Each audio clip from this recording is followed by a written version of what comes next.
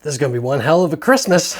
We finally got a proper first look at Terrifier 3, which is currently my second most anticipated movie of the year behind Nosferatu. Back in November of last year, we saw the first teaser for Terrifier 3 attached to the theatrical re-release of Terrifier 2, but that was made a long while ago and wasn't actually from the movie itself. It was more of a palate wetter and an introduction to the third movie being a Christmas horror movie, but after being drip-fed stills over the last little while, we got the first actual trailer for Terrifier 3, and it's here as a very early Christmas present, and I want to dive into it and break it down to the best of my ability. If you want someone who can break down the entire plot of the third and unmade fourth movie from one frame of this trailer, go check out my buddy Killjoy Jake, because the man is a seer. The first Terrifier isn't a movie I'd say that I love. It's alright. I really like All Hallows Eve as a fun seasonal anthology movie, and Terrifier 2 is one of my favorite horror movies ever. So my loins have been warming up for this for a long time, and I think they're finally ready for some gentle caressing at the hands of Art the Clown. He's probably not very good at that. All right, let's do it.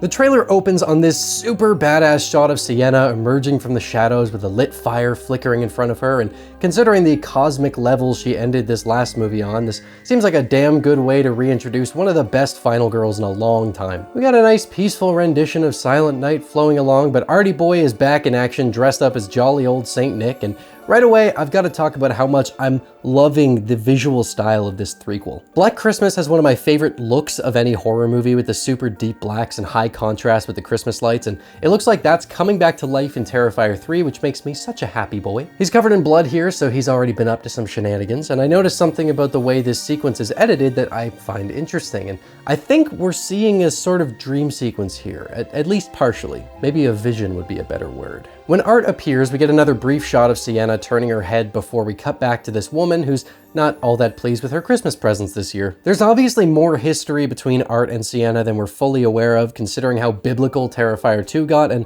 especially with the connections that Sienna's dad has to this whole thing, and the very stylized look to these shots with the darkness and how fire and slow motion makes me think that this is Sienna seeing something in a sort of vision that will be some hint as to what's going on, perhaps even a repressed childhood memory or something like that. It could be that this sequence with Art is something that happened a long time ago, but this could also be throwing us for a bit of a loop. We see a few other attacks like this guy getting grabbed by Art, another that looks to be a bit of a nod to The Shining with Art crashing through a door that a woman is hiding behind. I think these are all part of the same scene, which could very well be the opening of the movie, which would make sense to me. We get a good glimpse at Victoria as well, who's looking nasty as ever, and after seeing that still of her that got released, I am so excited to see this possessed Victoria play more of a role in Terrifier 3, because she looks scary as hell. I'm not sure if this is just me, but she looks a lot more like she did in the first movie in this shot than she did in the second, but since there's only a year gap between the Miles County Massacre and what we saw take place in Terrifier 2, I'm not sure if that actually matters, and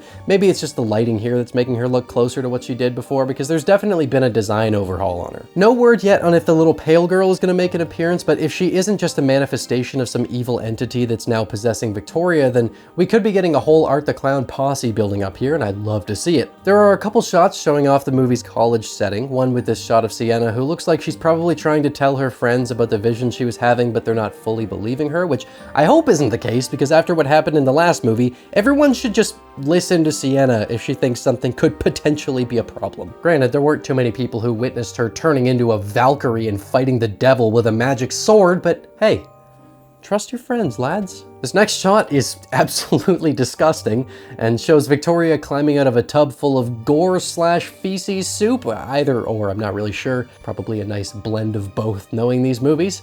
This shot is absolutely disgusting, and everything we've seen of Victoria so far is so unnerving. One of the big money shots is this one of Art playing a mall Santa, which we've actually seen some behind the scenes footage from where they were filming. I'm really excited to see how this sequence in particular plays out, because all we know so far is that he's around children, has blood on him, and is escorted out by security, so like, something bad's gonna happen here. We've been seeing a lot of Art being up in an attic in the promo material we've gotten, and here we get another look at him covered in cobwebs and sitting up there like a Christmas decoration that every single one of us would absolutely put up if it was made commercially available. Whoever this is about to have an interesting night. He's got on a high-vis vest, which makes me think that this isn't a residential house, or at the very least, this guy isn't a resident here. It could be an attic in a college dorm or something like that, or this is an old abandoned house that Art and Victoria are hanging out in, and this guy is a worker, maybe coming to evaluate it for repurposing or demolition, only to get demolished himself. I'm loving all the attic stuff. It's giving strong Black Christmas vibes. Again, one of my favorite horror movies ever, so I'm super glad to see this. We see someone get thrown through a glass table before Art decides to lay down and let that inner child run free and make a blood angel in a pool of freshly drawn person juice with a little fleshy garnish off to the side. And I can tell you right now that whatever resulted in this scene is gonna be nasty. We know there's a shower scene in Terrifier 3 because of the casting calls that mentioned one, and we see a bit of that here with this couple in the shower getting attacked by Art wearing Christmas tree glasses. That shot of him with the sunflower glasses in Terrifier 2 is iconic, and I think going forward, every Terrifier movie needs to have Art putting on some goofy glasses. Art smashes through the glass, and there's something that's extremely concerning that you'll notice if you're paying close attention. Granted, Art the Clown just being anywhere is extremely concerning, but guys, he's got a chainsaw here. Art the Clown has a chainsaw. Oh no. We see a very bloody shot of the woman half of the shower getting a cut on her arm from this horrifying weapon, and the rest of the trailer is just Art finishing up his blood angel before we get a good look at the finished work. You can actually see the chainsaw here too, so yeah, this is gonna be bad. I also noticed that there aren't any footprints in the blood, which means Art is either really good at making blood angels, he probably has had a lot of practice to be fair, and he just knows how to avoid ruining it when he gets up, or he cosmically floated away after the shower kill, which considering what we've seen up to this point isn't exactly out of the question, especially because I think if there was anything that would make Art the Clown happy enough to just blissfully float up into the sky in like transcendence, it would be hacking apart a couple college kids in the shower with a chainsaw and goofy glasses. Sounds like a core memory, although at this point, the crazy shit he's done may just start blending together in his head. I don't know. We also did get a new official poster for the movie, which shows the big man in red sitting in that mall Santa chair with a Victoria in a fucked up Jesus cosplay on his lap. This is gonna rustle some feathers. Oh yeah, and Santa Claus has been turned into a gory mess at their feet, so that's nice. I'd imagine the actual mall Santa is not gonna have a good time during this scene. Really dope poster though. Terrifier 3 may be a Christmas movie, but don't forget that it's actually less than 3 months away.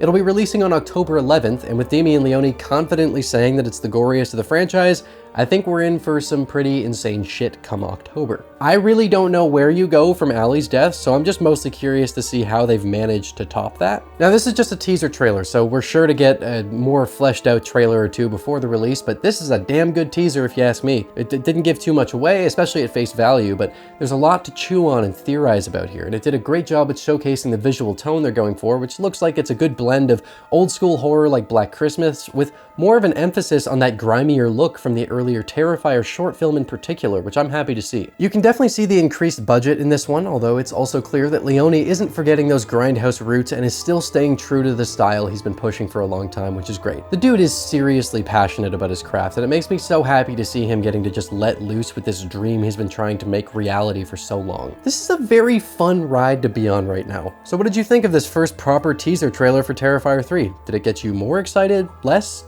Didn't change for you?